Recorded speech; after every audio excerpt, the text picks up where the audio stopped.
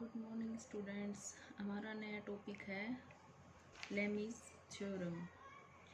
Lami's theorem की statement है, अगर तीन फोर्स एक्ट कर रहे हैं एक पॉइंट पे और वो इक्विलिब्रियम में है, मतलब उस पर कोई बॉडी पे कोई इफेक्ट नहीं डाल रहे, then each is proportional to the sine of the angle between the other to.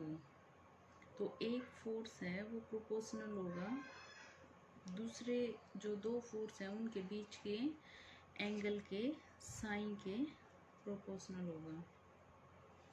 मान लो ये फोर्स है आपका P, Q, R, ये सेम प्लेन में है, वो ऊपर तीनों एक्ट कर रहे हैं।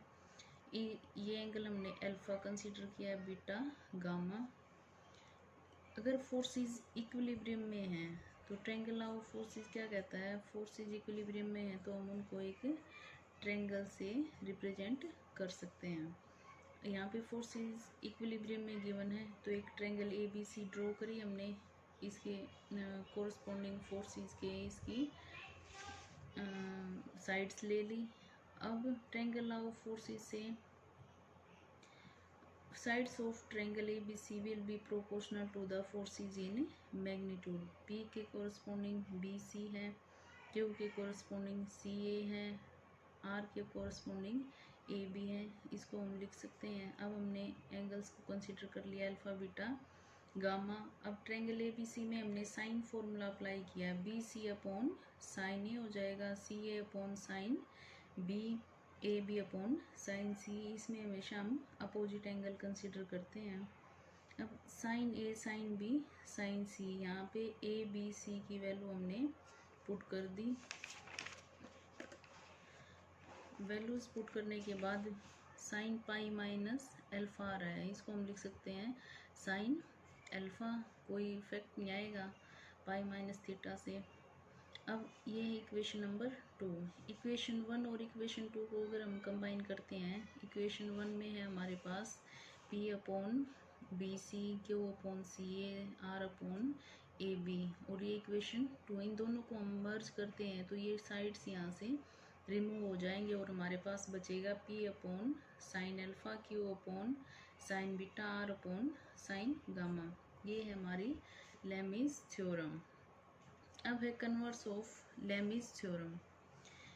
If three coplanar forces acting at a point B such that each is proportional to the sine of the angle between the directions of the other two, the forces are in equilibrium। अब हमें given है Lami's theorem की ये condition. अब हमें prove करना है forces हमारे इक्विलिब्रियम में होंगे। अगर हम इक्विलिब्रियम में दिखाने के लिए ट्रायंगल लॉ ऑफ फोर्सेस का यूज़ करें, ट्रायंगल लॉ ऑफ फोर्सेस और इक्विलिब्रियम दोनों एक दूसरे को इम्प्लाई करते हैं, तो इसके अकॉर्डिंग ये हमें गिवन है। अब साइन फॉर्मूला हमने ट्रायंगल ABC में अप्लाई किया, वहाँ से हमें सेकंड इक्वेशन मिल गई। 1 और 2 को अप्लाई करेंगे तो P, Q, R और ट्रायंगल की साइड्स हमें मिल रही हैं। यहाँ से हम देख रहे हैं sides of the triangle ABC represent on same scale the forces P, Q, R in magnitude and direction। हमें मिल रहा है P, Q, R, ये फोर्सेस हैं और ट्रायंगल की कोरस्पॉन्डिंग साइड्स मिल रही हैं B, C, C, A, A, B। ये प्रोपोर्शनल है, इसका मतलब किसी न किसी स्केल पे इन फोर्सेस को ट्रायंगल्स की ये साइड रिप्रेजेंट कर रही है। तो और ट्रायंगल की साइड्स की किन्हीं तीन फोर्सेस को रिप्रेजेंट करती हैं, तो वो फोर्सेस किस में होते हैं, इक्विलिब्रियम में। ऐसा हमने ट्रायंगल लॉ ऑफ फोर्सेस में पढ़ा था। अब हम कर रहे हैं first example. 3 coplanar forces acting on a particle are in equilibrium. The angle between the first and the second is 60 degree and between second and third is 150 degree। Find the ratio of the magnitude of the forces। दो angle given है, third automatically 150 आ गया। अब Lami's theorem हमने apply करी, P upon sign 150 हो जाएगा, Q upon sine 150 और R upon sine 60 opposite forces की बीच की डायरेक्शन वाला एंगल हम यूज़ करते हैं। यहाँ पे हमने वैल्यूज़ पुट करी, रेशो हमें मिला PQR का 1:1/√3। नेक्स्ट है सेकंड एग्जांपल। सेकंड एग्जांपल में हमें दो स्ट्रिंग गिवन है OA और OB। ये दोनों एंगल बना रही हैं वर्टिकल के साथ 45 डिग्री और 60 डिग्री। यहाँ पे हमने एक वेट लिया है P, इसकी वैल्यू हमें फाइंड आउट करनी है।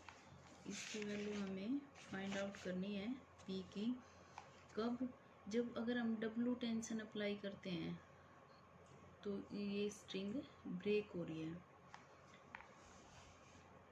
P हमने ग्रेटेस्ट वेट लिया, T1 T2 टेंशंस ली हैं और T1 T2 और P इक्विलिब्रियम में है। लेमिस थ्योरम को हमने अप्लाई कर दिया। अप्लाई करने के बाद हमें मिली इक्वेशन नंबर 1। यहाँ पर हमने देखा sine 60 degree is greater than sine 45 degree, तो T2 ग्रेटर देन हो गया T1 से। When the string OB having tension T2 breaks, statement में हमें गिवन है कि जब W kg वेट होगा, W kg टेंशन होगी, तब हमारी स्ट्रिंग ब्रेक हो रही है। तो इनमें से जो ग्रेटेस्ट होगा उसी के इक्वल हमें लेना पड़ेगा वेट, तभी तो स्ट्रिंग ब्रेक होगी। इसलिए T2 is equal to W हमने कंसीडर किया। अब इक्वेशन 1 में हमने लिया लास्ट टू मेंबर्स को, वैल्यू पुट कर दी W upon sine 60, P upon sine 75। यहाँ से हमें P की वैल्यू मिल गई। अब इसको फाइंड आउट करने के लिए साइन 75 को हमने फाइंड आउट किया 45 + 30, साइन A + B का फॉर्मूला अप्लाई किया। वैल्यूज़ पुट करने के बाद हमें P की वैल्यू मिल रही है W की फॉर्म में। तो P वो ग्रेटेस्ट वेट है जिसको T1 T2 स्ट्रिंग सपोर्ट कर सकती हैं।